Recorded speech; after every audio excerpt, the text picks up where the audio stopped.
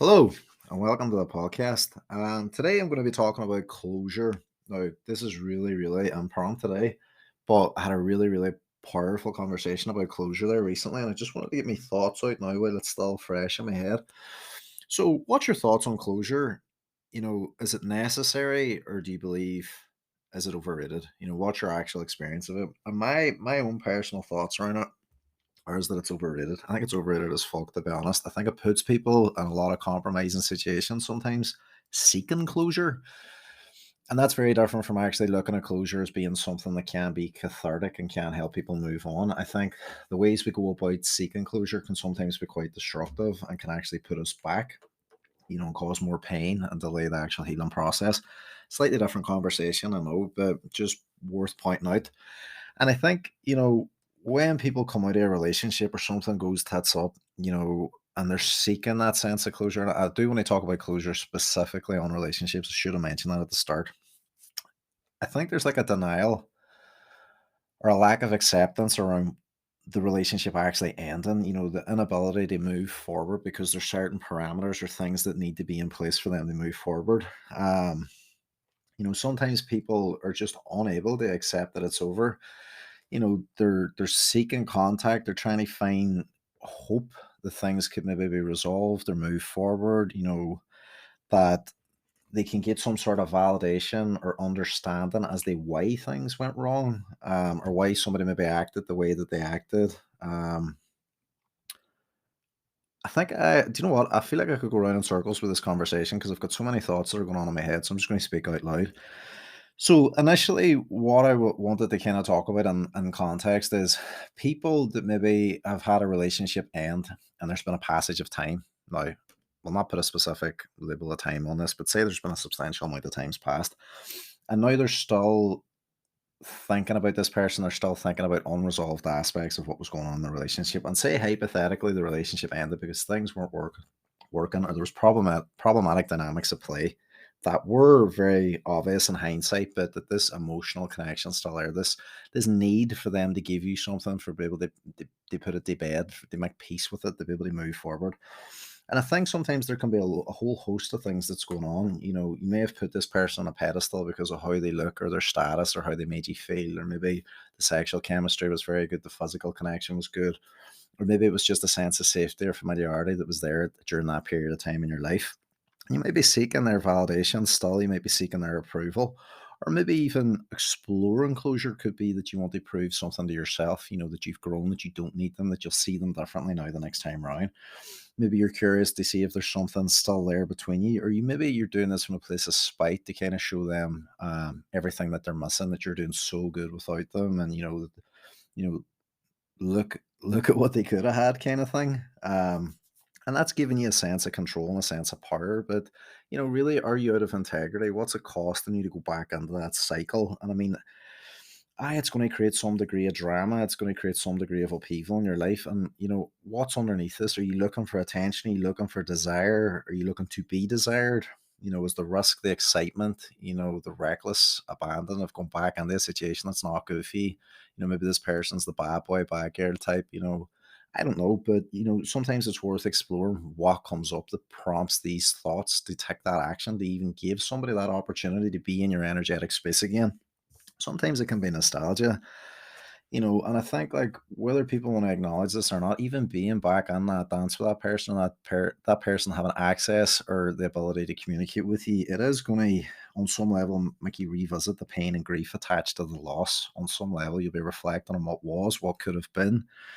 And I think sometimes, when somebody hits you up or slides under your DMs, maybe months or years later, you can emotionally regress back to a younger aspect of self, a period of time where you did put them on a pedestal and you might have totally overlooked your growth since.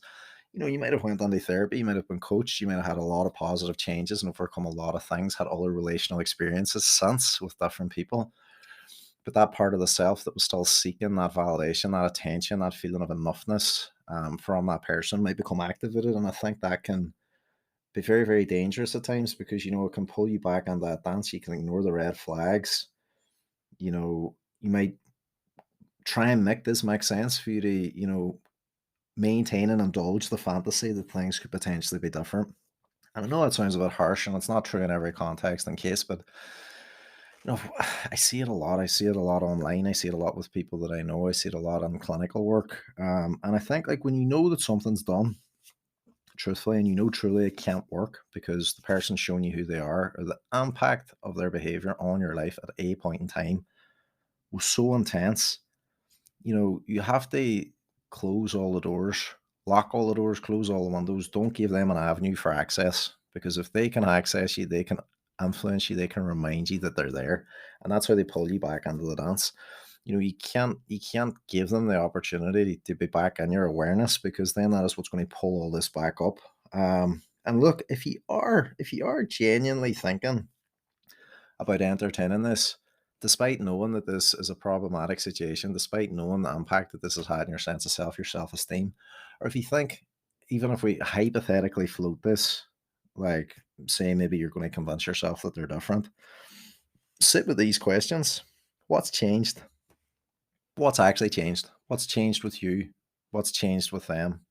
What's changed over time that you can actually tangibly see, that you know, that you can trust? Um, what's different? What's going to be different? What's going to be different this time around? What's different for you? What's different with them and for them? How are the circumstances of the situations going to be any different? What growth has that person went on? What growth have you been on? What assurance is there that anything in any way, shape, or form can be any way different? And also contrast that with what's the same. What behaviors are still at play? Are they still doing some shady shit? Are they in a relationship hitting you up looking for you to be that person? There's loads and loads of ways and lenses that you can look at this. But at the core of this is really, how will things be different? And just on that, just because there's been a passage of time, that doesn't mean that that person's done any degree of change. That doesn't mean that person's taken any personal responsibility. It doesn't mean that they've worked through things. And the passage of time isn't an indication that they are different or that things will be different. And that's so important to remind yourself of.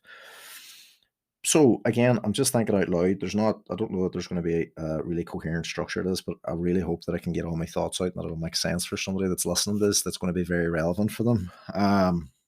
I personally think on some level, closure, when it's freely given and both people can like sit down and respectfully talk through things and clear the air, I think it can be helpful. Do I think it's necessary? No. I think it's very overrated. I think the idea of it's also very overrated, that we need to get something from somebody else so that we can move forward and heal and allow ourselves the ability to put that chapter to bed. And I think that starts and ends with us. I don't think it starts and ends with the other person. And obviously, that's not true in every context, but I think for the majority of situations, from my perception, I feel like it starts and ends with us. I think the notion of needing closure can sometimes delay the grieving process, the healing process. I think it can keep people stuck.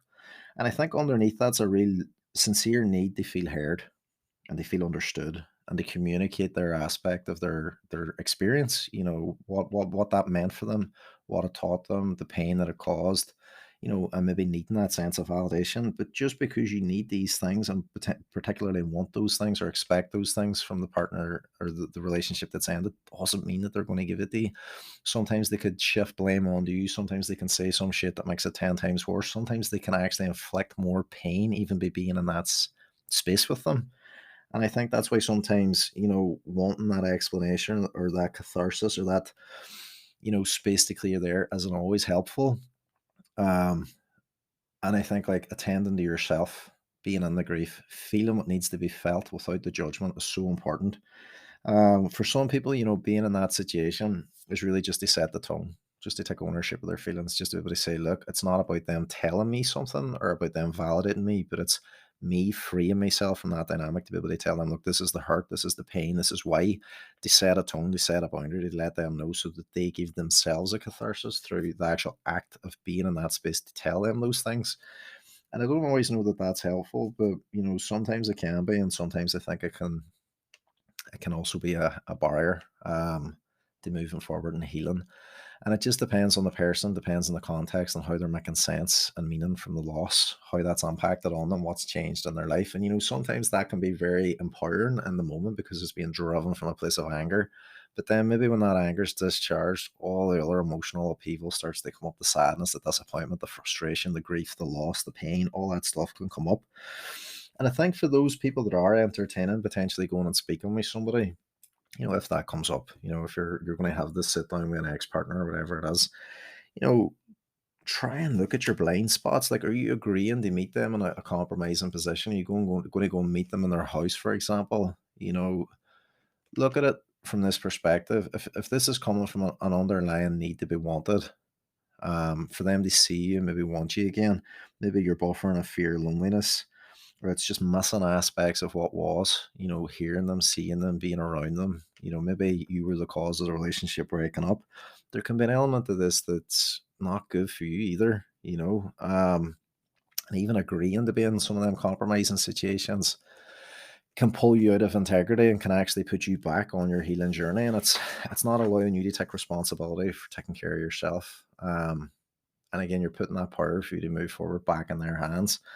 And I think, like, really, when we look at closure, we do have to take responsibility for our part in the relationship. We do have to look at how that relationship ended. We have to look at what needs weren't being met, what expectations were driving aspects of the behavior, what red flags potentially were overlooked, what was the communication that was problematic, what dynamics were at play.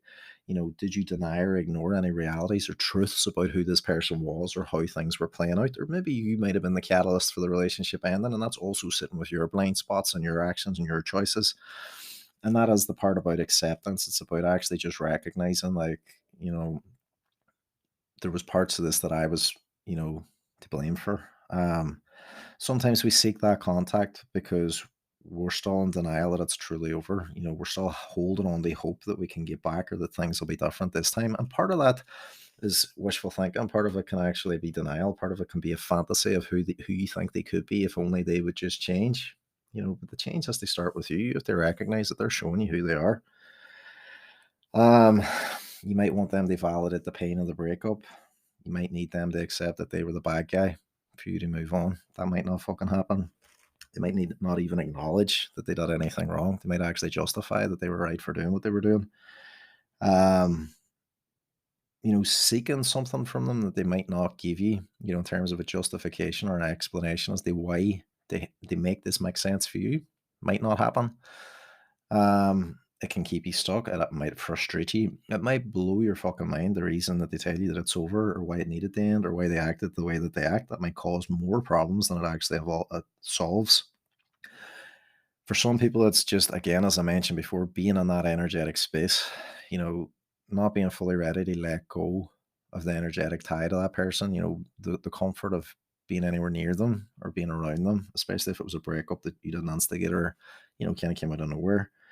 Um, as I said it there earlier, hoping that they'll see you now in a different light and want to be with you, and you'll be validated, or you'll show them what they're missing or how well you're doing, or that they're somehow going to come to their senses and come back to reality, and that everything's just going to be rosy going forward. But the thing is, as I said, all this is keeping you stuck in that pattern. It's keeping you in that cycle, and you still have to attend to your own grief. You still have to attend to your own pain, the trauma of what's happened, if you want to use that word trauma, because in some cases it can be traumatic. And it's clinging to the familiar of what was, what could have been. um not being able to process everything that's happened, not be allowing yourself or giving yourself permission to move forward.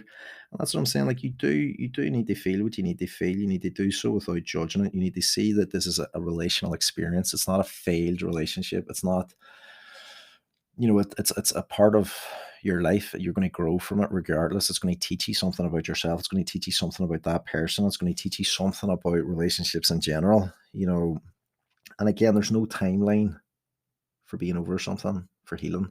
And I think this is why I do like they refer to relationships ending sometimes like grief and death, because when somebody's in pain, when they've lost somebody, we don't say to them, like, are you over it yet? We sit with them, we support them, we give them the time that they need to process the loss. As a community, we help them through it. And I think when somebody comes through a substantial loss in a relationship ending, sometimes we want them to be at the other side of it. We want the peace of mind and knowing that they're okay. But sometimes you can put that pressure on yourself. I should be over it. I should be blah, blah, blah. I can't believe I'm still feeling the way I'm feeling. Be gentle with yourself. Recognize that you're going through something, and there is no set time to actually be completely over it. And again, I think like there can be an identity crisis for people because they're moving from that collective we to being singular again, the I. And, part of that's also about reclaiming aspects of self, coming back to who they were as a person before the relationship and the relationship, their sense of self, their identity, who they are, what they stand for, their expectations, hopes, dreams, aspirations for life moving forward. And they have to take time to kind of come home to themselves, as cliched as that sounds. Do the things that help them feel vibrantly connected to who they are, to give them a sense of purpose and direction and meaning and enjoyment from life. And obviously, you're going to need your friends and family, your support network, your community, and different ways around you through this period. And I think taking time to attend to yourself, not rushing back out to get on a relationship or an entanglement with somebody else, and that sometimes can be problematic because people sometimes get competitive and they'd be like, well, I don't want to be the first person. I don't want them to move on before me and I'm going to be left behind. And that's not always helpful. Sometimes you do need to actually take time, ground, work through everything that happened, process your stuff, look at your unconscious bias, not your bias, your unconscious conditioning, your behavior, your communication, your expectations, your belief system, all that stuff within your relational template that maybe influenced how that relationship may or may not have went the way it should have. And I think like also building yourself up. And I spoke about this recently on another podcast about like that sense of self, the confidence, the achievement, having goals so that you're moving out of that sense of feeling stuck. So you've got forward motion in your life, so you can start to build that bit of momentum and come back to yourself. And I think again, like I mentioned there earlier, this all does come back to responsibility. And that when you do take personal responsibility in the aftermath of a relationship, you look at, well, what was my part in this? What was my blind spots? Why was I drawn to those red flags? Why did I give that person so many opportunities to hurt me? Why could I not set boundaries? Why could I not stand up for myself? Why could I not communicate more clearly? Why did I not leave soon enough? Why did I not walk away? Why did I tolerate X, Y, and Z? There's numerous things that can be learned through unpacking your stuff in the therapeutic space that can truly, truly, truly set you up for a completely different relational experience going forward because you didn't know what you didn't know and you don't have that frame of reference at that point in time. So, like going forward, you'll have that awareness, you'll have better ability to make more informed decisions. You'll know more about why you feel the way that you feel about certain things, and from that reason, from that place, you can respond more effectively instead of reacting in the same old uh, predictive pattern. You're choosing to do something different, and that is where the sense of reflection comes in the aftermath of the relationship. And I think it's important to journal, not even just a journal, but to actually just sit and be true to yourself and actually unpack about the impact of the relationship, what it taught you about yourself, what it taught you about them, what you'll cherish, what you won't cherish, what hurt and pain it caused, what growth you went through, maybe what it stopped you from doing. Um, and I think like when you sit and reflect on the relationship and the impact that it had on you, be truthful with yourself. Look at all the ways it's shaped you, influenced you for better or for worse. Were you able to be yourself? Did it hold you back in your life? Did it stop you from being true to yourself? Were you able to be your best self? Did they encourage your growth? Did you put your life on hold to make this relationship work? Did you tone yourself down? Did you deny parts of yourself? With the relationship ending, have you had any realizations, in the aftermath of this as to why that relationship couldn't work or can't work? And again, looking at it through the lens of closure or somebody maybe coming back in that space, what would be different this time around? After everything that you've just reflected on, what would be different? Did you have to betray any aspect of the self or deny needs, wants, hopes, goals, aspirations to actually let this relationship function? What did it cost you? What was the impact of this on you as a person, your sense of self, your confidence, your quality of life? What did the relationship teach you about who you are, about how you showed up, about your experience of that container, about being with that person? What did it teach you about that person's background, that person's communication, what you want, what you don't want from a relationship? Um, and now, like within a passage of time, is anything now better in your life now that you're out of that relationship? And I'm not saying just to look for the positives naturally, but remind yourself of the positives. What opportunities has opened up as a result of you stepping away from that relationship or having chosen to let that go? Have you given yourself permission to shift your focus to you and what you want going forward? Or is that teaching you something about your relationship with yourself? Have you based your entire self on being with somebody, being somebody's partner, or just being in that relationship? What is it before you now? What is in front of you now that you've come out of that container, the relationship? Um, Fuck, I feel like I could just talk and talk and talk and talk about this kind of topic because it's a very loaded one, and I think like again, if somebody slides onto your DMs, the door was left open. There was access for them to do it. Now, I'm not saying in all cases that's true. Sometimes they'll make fake accounts, sometimes they'll do some shady shit. But for the most part, if you haven't blocked them, there's a reason why, whether you're consciously aware of it or not. And that's what you need to sit with. Are you holding on to the fantasy that you think they are going to change for you? And that's probably one of the reasons why you haven't blocked them.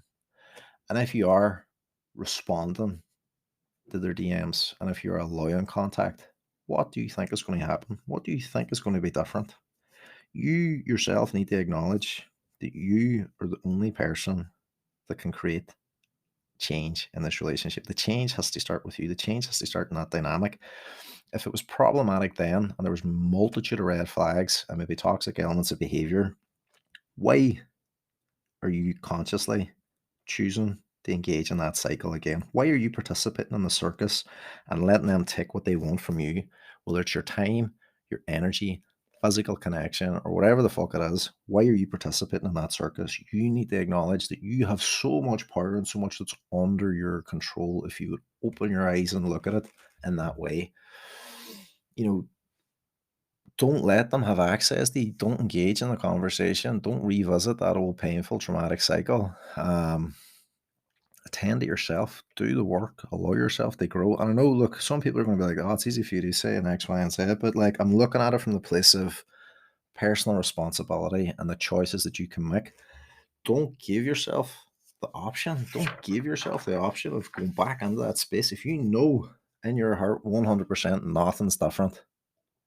And this is a very kind of different context. If you truly know that they're still the same old fucker that they've always been, don't give yourself the option of being back in that space. Look at the harm it's going to cause you. Look at the pain and turmoil it's going to cause. And even if they do fill you full of shit and they tell you it's going to be different this time, you can't hang your hat on it. If you know that they are who they've always been and you know that there's been no growth and you're denying this reality to yourself, you're going to cause yourself so much pain. And again, what I mentioned there about all that stuff about closure,